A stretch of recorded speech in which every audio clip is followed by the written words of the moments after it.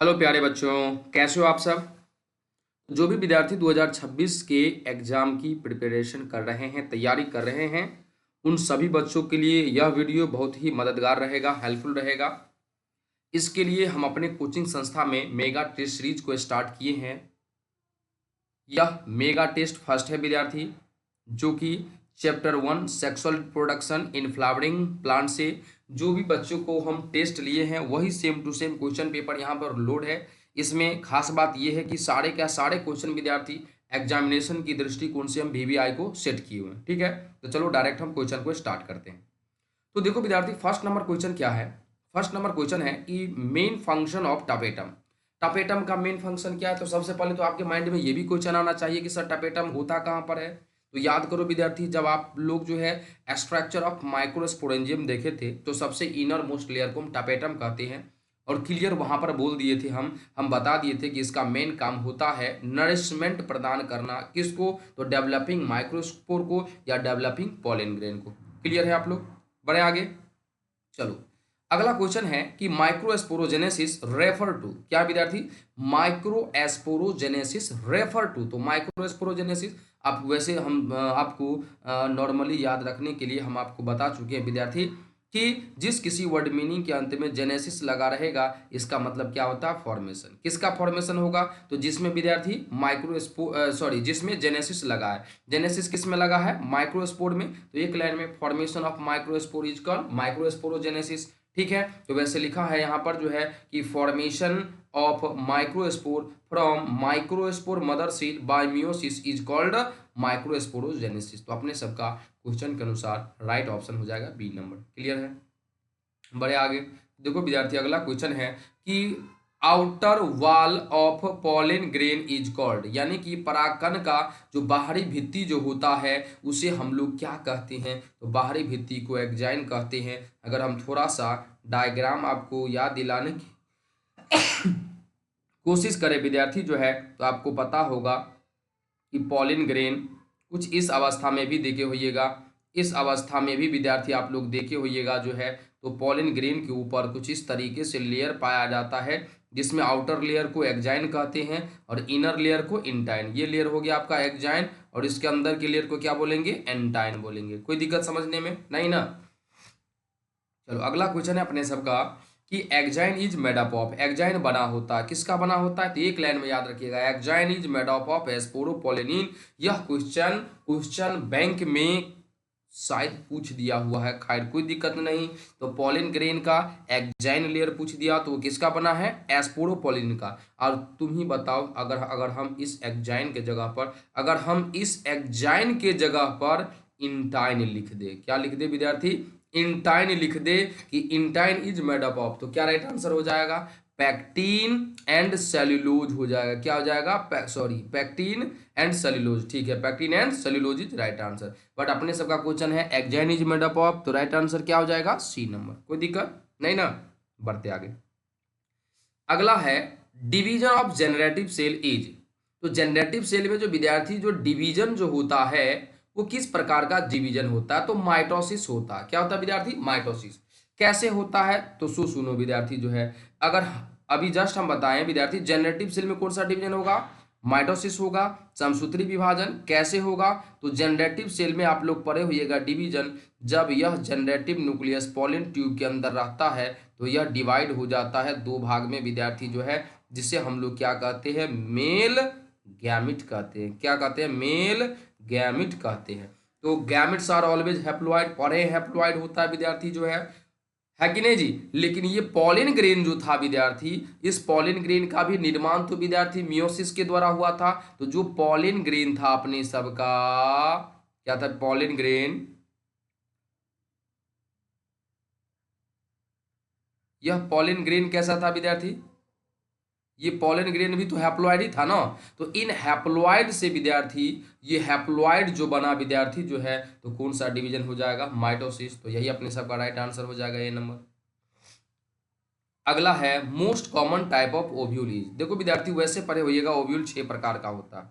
कितने प्रकार का? 6 प्रकार का। लेकिन अपने सब जो आईएससी की बात करेंगे विद्यार्थी, आईएससी में जो बुक में डायग्राम दे रखा है उसके अनुसार अपने सबका राइट आंसर क्या हो जाएगा, एनाट्रोपस। क्या हो जाएगा विद्यार्थी, एनाट्रोपस। तो एनाट्रोपस इज राइट आंसर।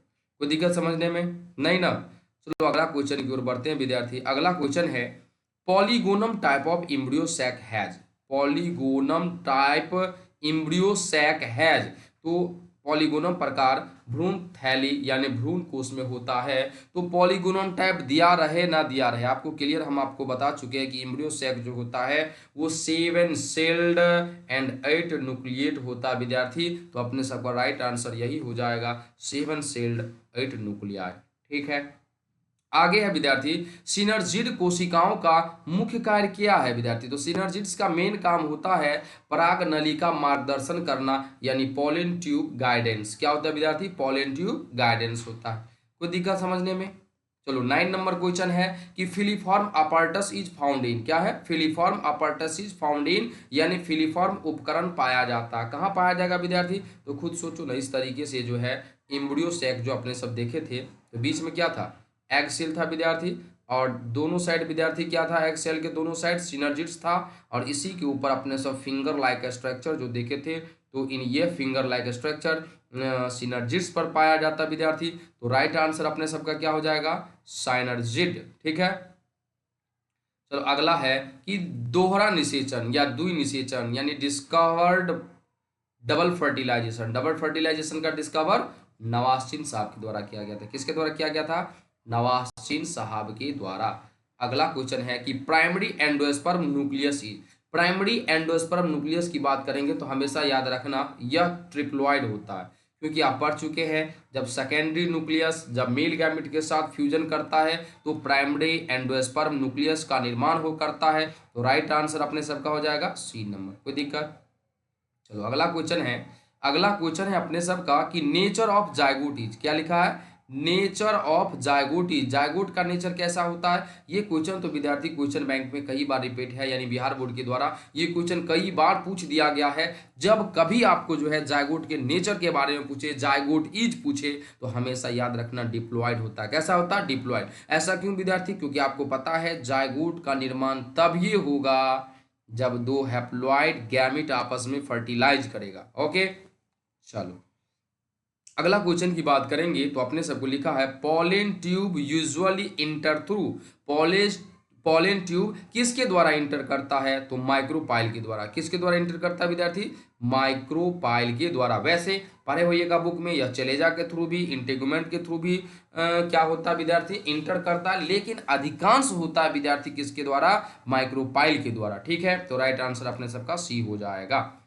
चलो अगला है निषेचन के बाद बीजांड परिवर्तित होता है। तो वैसे तो पढ़ चुका है ना, आफ्टर फर्टिलाइजेशन ओव्यूल कन्वर्ट हो जाता है किसमें, सीड में। किसमें विद्यार्थी, सीड में। तो after fertilization ovule becomes seed. Okay, अगला क्वेश्चन है after fertilization ovary become fruit. Ovary से क्या बनेगा, निषेचन के बाद वो अंडा से क्या बनाएगा विद्यार्थी, फल बनाएगा।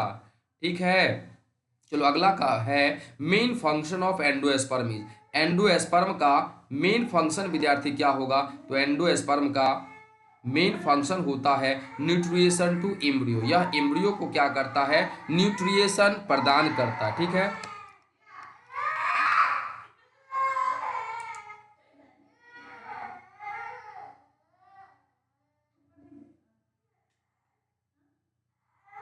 तो चलो विद्यार्थी बढ़ते अपने सब आगे जो है।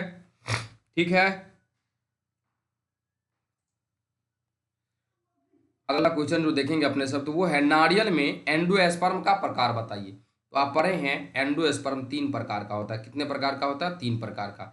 शॉर्ट में लिखते हैं, एक आप सेलुलर एंडोस्पर्म पढ़े थे विथ एग्जाम्पल, दूसरा आप विद्यार्थी न्यूक्लियर एंडोस्पर्म पढ़े थे विथ एग्जाम्पल, तीसरा आप हेलोबियल एंडोस्पर्म पढ़े थे। तीसरा में क्या पढ़े थे, हेलोबियल एंडोस्पर्म पढ़े हुए थे। तो मेन जो होता है कोकोनट जो होता है विद्यार्थी, इसमें फ्री न्यूक्लियर विद्यार्थी, इसमें जो है फ्री न्यूक्लियर एंडोस्पर्म प्रेजेंट होता है। कोई दिक्कत नहीं ना।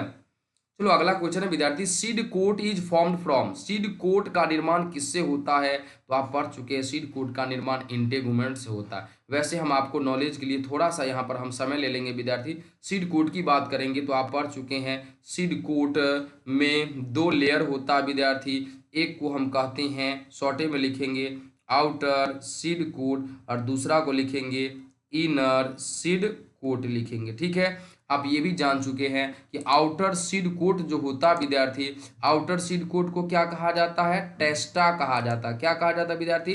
टेस्टा कहा जाता है। और इनर सीड कोट को विद्यार्थी क्या कहा जाता है? Tegmen. Inner seed coat, outer seed coat को हम क्या कहेंगे विद्यार्थी? टेस्टा। और इनर सीड कोट को क्या बोलेंगे विद्यार्थी? टैगमन।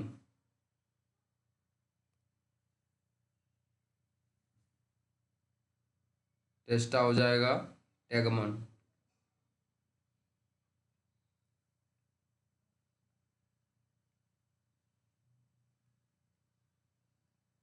ठीक है, तो वहां पर क्लियर बता दिए थे कि आउटर सीड कोट जो है इसका निर्माण आउटर इंटेगुमेंट से होगा और इनर सीड कोट जो है विद्यार्थी इसका निर्माण इनर सीड कोट से होगा। ठीक है, तो अपने सबका जो क्वेश्चन है कि सीड कोट का निर्माण किससे होता है विद्यार्थी, तो राइट आंसर क्या हो जाएगा?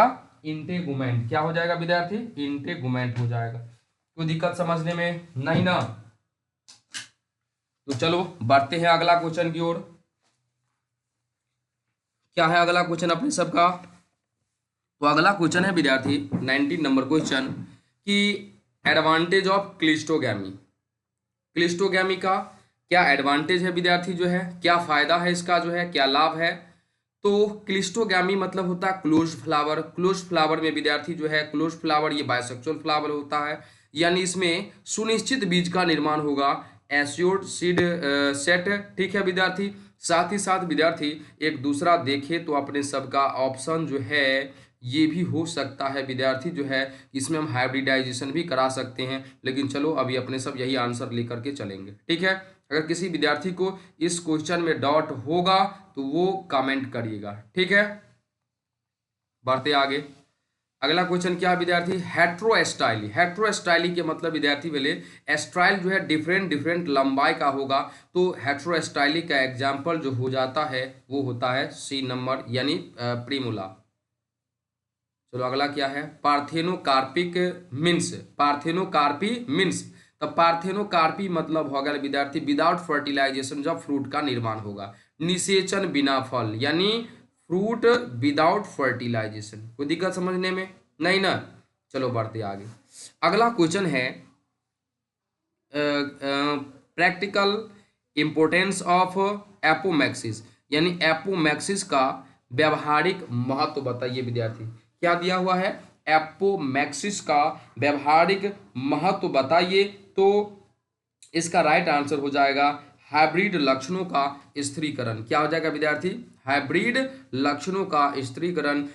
स्थिरीकरण यानी फिक्सेशन ऑफ हाइब्रिड कैरेक्टर, यानी हाइब्रिडाइजेशन के द्वारा जो भी कैरेक्टर आया है वो अगला जनरेशन में सेम टू सेम जाएगा। ठीक है, चलो अगला है विद्यार्थी अपने सबका जो है क्या है विद्यार्थी कि nucellar embryony is found in. Nucellar embryony is found in यानी न्यूसेलर इम्ब्रियोनी पाई जाती है, ये किस में देखने को मिलेगा विद्यार्थी? तो यह सिट्रस में देखने को मिलता है, साइट्रस में, नींबू में देखने को मिलता है। ठीक है, 24 नंबर क्वेश्चन है पॉली इम्ब्रियोनी मीन्स। पॉली इम्ब्रियोनी बता देते बहुभ्रूणता, जब एक बीज में एक से अधिक भ्रूण होगा। हाँ जी, यहाँ पर जो है क्वेश्चन को इंग्लिश में नहीं कर पाए थे, चलो लेकिन खैर हम डायरेक्ट आंसर के थ्रू बढ़ते हैं। जो है एक बीज में जब अनेक भ्रूण रहता है तो उसी को हम लोग क्या कहते हैं? पॉली इम्ब्रियोनी कहते हैं। कोई दिक्कत समझने में नहीं ना? 25 नंबर क्वेश्चन है first stage of embryo development. Embryo development का अलग अलग स्टेजेज होता है, लेकिन यहाँ पर जो अपने सबका क्वेश्चन है उस क्वेश्चन के अनुसार अपने सबका राइट आंसर हो जाएगा क्या? सी नंबर यानी प्रो इम्ब्रियो। ठीक है, क्या हो जाएगा विद्यार्थी? Pro embryo. ठीक है। अब ये प्रो एम्ब्रियो क्या होता है? एम्ब्रियो से पहले का जो स्टेज होता है, जिसमें एम्ब्रियो जाइगोट से जो एम्ब्रियो बनेगा, 1 सेल 2 सेल 3 सेल 4 सेल, फिर ग्लोबुलर रूप में आता है, हार्ट शेप्ड आता है। ठीक है, चलो 26 नंबर क्वेश्चन देखो विद्यार्थी। 26 नंबर है characteristic of dicot embryo. Dicot embryo का क्या कैरेक्टर है विद्यार्थी? डाइकॉट इम्ब्रियो मतलब कैरेक्टरिस्टिक ऑफ डाइकॉट इम्ब्रियो, तो डाइकॉट इम्ब्रियो का यह है विद्यार्थी कि इसमें कॉटिलीडन का संख्या 2 होगा। कॉटिलीडन का संख्या क्या होगा विद्यार्थी? 2 होगा। ये बातें अपने सबको हमेशा याद रखनी है। कोई दिक्कत समझने में नहीं ना? चलो अगला क्वेश्चन है कि मोनोकॉट भ्रूण में एस्कुटेलम होता है। तो एस्कुटेलम ये तो कॉटिलीडन होता है। ठीक है, scutellum is monocot embryo. Monocot embryo में एक ही कॉटिलीडन होता है, जिसे क्या कहते हैं? कॉटिलीडन। और cotyledon is right answer. Okay, viviparity is found in. अब विद्यार्थी जो भी बच्चे D1 चैप्टर पढ़े हुएगा, D1 चैप्टर हम किसे कहते हैं? जो ओल्ड एनसीईआरटी के अनुसार जो पहला चैप्टर था, जिसे अब रिमूव कर चुका है, हटा चुका है विद्यार्थी, तो उसका नाम हम D1 रख दिए हुए हैं, यानी रिप्रोडक्शन इन ऑर्गेनिज्म। तो रिप्रोडक्शन इन ऑर्गेनिज्म में आप लोग देखे होइएगा, एक ओवी पैरस के बारे में, एक वीवी पैरस के बारे में। ओवी पैरस के बारे में हम क्लियर वहां पर बता दिए थे कि ओवी पैरस का मतलब होता है जो जीव अंडा देगा, और वीवी पैरस का मतलब होता है जो जीव एक बच्चे को जन्म देंगे विद्यार्थी। लेकिन यहाँ पर बॉटनी में है, तो हम यहाँ पर क्वेश्चन में ही दे दिए हैं, बच्चे को क्लियर कर दिए हैं। वीवी पैरी वह अवस्था है जिसमें बीज पौधों पर ही अंकुरित हो जाता है, यानी बीज का जर्मिनेशन फल पौधे से अलग होने से पहले ही हो जाता है, तो उस कंडीशन में उसे वीवी पैरी कहा जाता है। और यह विद्यार्थी मैंग्रोव पौधे यानी राइजोफोरा में देखने को मिलता है। किसमें विद्यार्थी? राइजोफोरा में। ओके, चलो 29 नंबर क्वेश्चन देखते हैं। 29 नंबर क्वेश्चन है कि cause of seed dormancy is. Caused of seed dormancy is, यानी कि विद्यार्थी जो है, यानी बीज की सुप्तावस्था का, बीज को देखिएगा किसान लोग क्या करता है विद्यार्थी जो है, बीज को सुखा करके घर में रखते हैं ताकि वो डोरमेंसी अवस्था में चला जाए, सुप्तावस्था में चला जाए, बीज में अंकुरित न हो। ऐसा होता है वृद्धि अवरोधक यानी ग्रोथ इनहिबिटर्स के कारण। ठीक है जी, बड़े आगे अगला है pollen germination occur on. Pollen का जर्मिनेशन कहाँ पर होता है विद्यार्थी? पराग का अंकुरन तो वो एस्टिग्मा पर होता है। कहाँ पर होता है विद्यार्थी? एस्टिग्मा पर होता है विद्यार्थी। ध्यान दो विद्यार्थी। हाँ जी, बैट्रिक थोड़ा डाउन बता दिया था। ठीक है जी, तो राइट आंसर क्या हो जाएगा अपने सबका? एस्टिग्मा। चलो अगला जो है 31 नंबर क्वेश्चन अगर बढ़े आगे विद्यार्थी जो है, तो क्या है? Example of free nuclear endosperm. अभी जस्ट विद्यार्थी आप पढ़े थे, मुक्त नाभिकीय एंडोस्पर्म का उदाहरण कोकोनट होता है, यानी कोकोनट में फ्री न्यूक्लियर एंडोस्पर्म। देखो विद्यार्थी, ऐसा हम इसीलिए दे दिए हैं क्योंकि यह क्वेश्चन भी आया है इस बार के एग्जामिनेशन के लिए, तो यहाँ पर हम इसे घुमा करके दे दिए। ठीक है जी, घुमा करके दे दिए ताकि बच्चे को समझने में कोई दिक्कत ना हो, क्योंकि कभी कभार क्या होता है, क्वेश्चन को ऐसे जो ऑप्शन में है उसे क्वेश्चन में दे देता है, जो क्वेश्चन में है उसे ऑप्शन में दे देता है। ओके, चलो अगला है cellular endosperm is commonly found in. Cellular endosperm हमें मुख्य रूप से कहाँ देखने को मिलेगा? क्या विद्यार्थी? Cellular endosperm is commonly found इन। तो राइट आंसर क्या हो जाएगा? डाइकॉट में। ये ज्यादातर विद्यार्थी जो है डाइकॉट में देखने को मिलता है। कहाँ पर देखने को मिलता है? डाइकॉट में। कोई दिक्कत समझने में?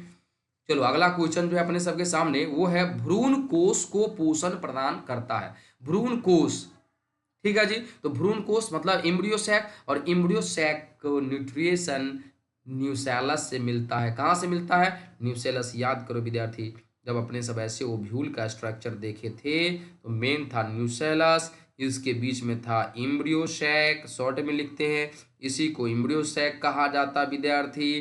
ठीक है, इस तरीके से याद करो विद्यार्थी, अपने सब जो है ओव्यूल का स्ट्रक्चर देखे थे। नहीं जी, तो ये जो वाला जो एरिया है, इस वाले एरिया को जो डॉटेड डॉटेड हम कर रहे हैं, है कि नहीं, इसी को क्या कहा जाता है? न्यूसेलस। और इन्हीं न्यूसेलस वाले भाग से क्या होता है? इस डेवलपिंग एंडोस्पर्म को न्यूट्रिएशन मिलता है, भोजन मिलता है। ओके, अगला है pollen tube guidance mainly occur due to.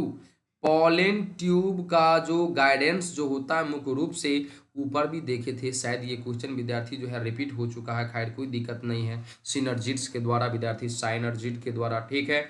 चलो अगला है आफ्टर फर्टिलाइजेशन स्टाइल, याद रखना फर्टिलाइजेशन के बाद जो होता है गाइनोसियम में या कार्पेल में ओवरी फ्रूट का निर्माण करता है। बाकी स्टाइल की बात करेंगे, स्टिग्मा की बात करेंगे तो यह डिजनरेट हो जाता है, नष्ट हो जाता है, इन भाई साहब का कोई काम नहीं होता है, कोई दिक्कत।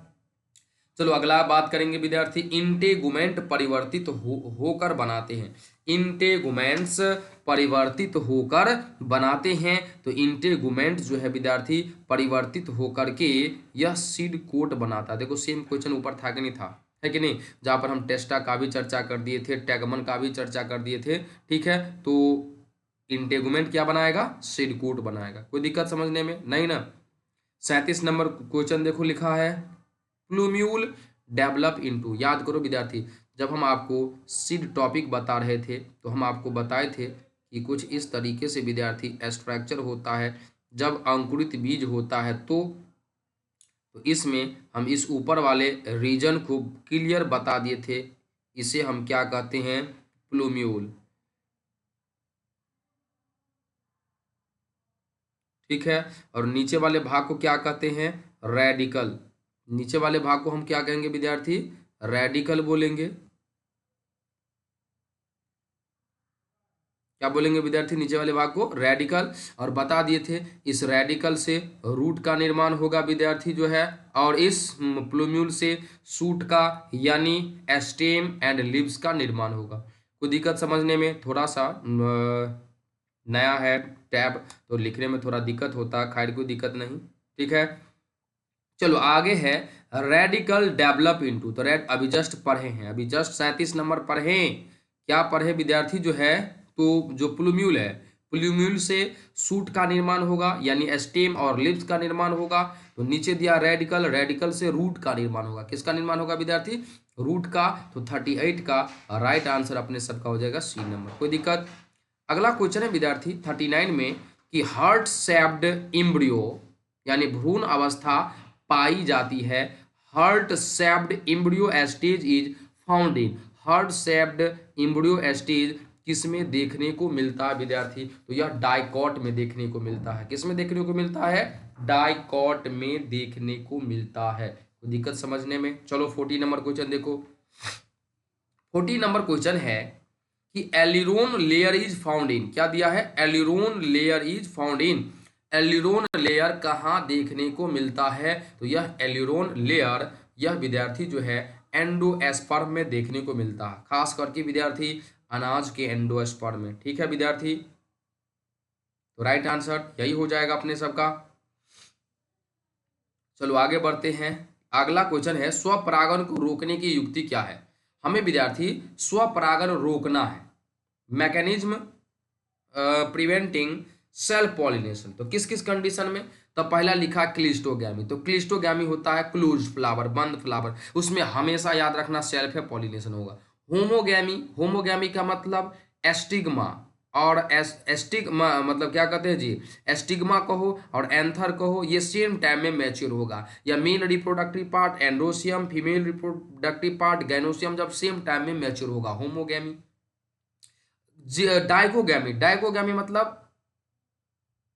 डाइकोगैमी मतलब अलग अलग समय पर मेल रिप्रोडक्टिव पार्ट और फीमेल रिप्रोडक्टिव पार्ट यानी कि एंड्रोसियम और गैनोसियम जब अलग अलग समय पर परिपक्व होगा तो उस कंडीशन में सेल्फ पॉलिनेशन रुक जाएगा। और ऑटोगैमी मतलब होता है विद्यार्थी सेम फ्लावर में जो पॉलिनेशन होता है तो सेल्फ पॉलिनेशन हो जाएगा, यानी अपने सबके क्वेश्चन के अनुसार राइट आंसर हो जाएगा सी नंबर। ओके चलो कुछ क्वेश्चन और आ गया विद्यार्थी, खत्म करते हैं इसे, ठीक है। ये सारा का सारा क्वेश्चन जो है एग्जामिनेशन के दृष्टिकोण से भी आई है तो इसे देखते रहिए, जैसे अगला टेस्ट होगा हम अगला टेस्ट का भी विद्यार्थी इसी तरीके से सॉल्यूशन लोड कर देंगे। ओके आगे है इन क्लिस्टोगैमस फ्लावर, क्लिस्टोगैमस फ्लावर में क्या होता है, जस्ट पढ़ा है क्लिस्टोगैमस फ्लावर यानी क्लोज फ्लावर, और उसमें विद्यार्थी कौन सा होगा विद्यार्थी, सेल्फ पॉलिनेशन होगा, क्रॉस पॉलिनेशन होगा या क्या होगा। तो अभी जस्ट हम ऊपर बता दिए थे क्लिस्टोगैमी मतलब होता है क्लोज फ्लावर, जो फ्लावर कभी खुलता ही नहीं है, तो फूल कभी नहीं खुलते हैं, तो उसमें हमेशा कौन सा होगा, सेल्फ पॉलिनेशन होगा। तो ऑप्शन के थ्रू अपने सबका राइट आंसर बी नंबर है,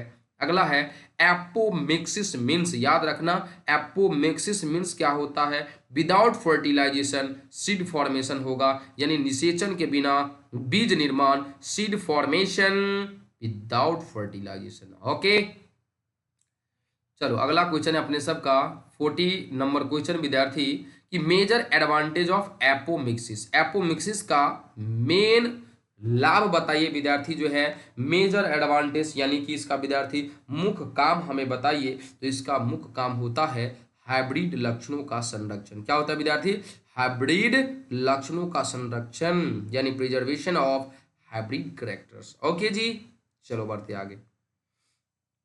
अगला जो क्वेश्चन है अपने सबका वो कुछ इस प्रकार के से है कि nucellar embryony is commonly found in, nucellus embryony किस में देखने को मिलता है विद्यार्थी, तो न्यूसेलस इम्ब्रियोनी जो है विद्यार्थी यह सिट्रस में देखने को मिलता है, ठीक है, नींबू में। अगला है वीवी पैरी का उदाहरण है विद्यार्थी, वीवी पैरी किस में देखने को मिलता है, तो यह है राइजोफोरा, ये क्या विद्यार्थी, राइजोफोरा है। इसी तरीके से विद्यार्थी नेक्स्ट क्वेश्चन है main cause of seed dormancy, seed dormancy का मुख्य कारण क्या है, तो सीड डॉर्मेंसी का मुख्य कारण है विद्यार्थी ग्रोथ इनहिबिटिंग हार्मोन। विद्यार्थी इसमें कुछ क्वेश्चन जो है रिपीट हो गया है, खैर कोई दिक्कत नहीं, आपके लिए फायदे है, आप दोबारा उस क्वेश्चन को पढ़ ली, ठीक है। चलो अगला है, अगला क्वेश्चन है ornamentation, ornamentation on pollen grain helps in, यानी परागकण की सतह पर अलंकार सहायक होते हैं, किसमें होता विद्यार्थी, तो एडेशन टू एस्टिग्मा, उसे वर्तिकाग्र से एस्टिग्मा से यह चिपकने में क्या करता है, मदद करता है।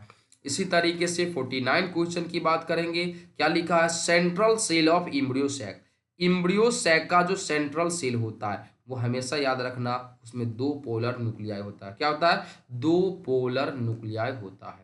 लास्ट क्वेश्चन है विद्यार्थी, ऑब्जेक्टिव का लास्ट क्वेश्चन है, कुछ देर रुकिएगा उसके बाद आप लोग जो है वीडियो को बंद करिएगा, ठीक है, क्योंकि इंपॉर्टेंट चीज हम आपको बताने वाले हैं।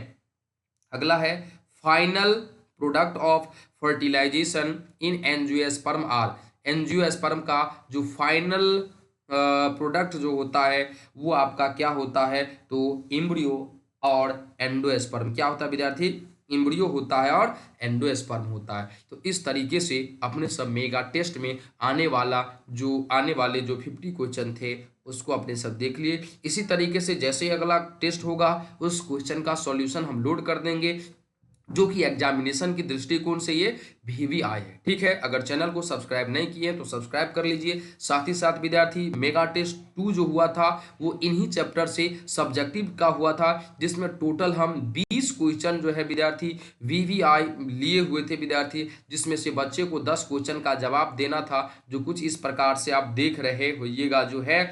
और इसके नीचे में विद्यार्थी जो है इस शॉर्ट आंसर टाइप क्वेश्चन का सॉल्यूशन भी दिया हुआ है, इंग्लिश में भी दिया हुआ है और हिंदी में भी दिया हुआ है। तो यह PDF हम इस डिस्क्रिप्शन में दे देंगे, वहां से आप लोग इसे लोड कर सकते हैं, आप निकाल करके पढ़ सकते हैं या मोबाइल से भी पढ़ सकते हैं, ठीक है। धन्यवाद।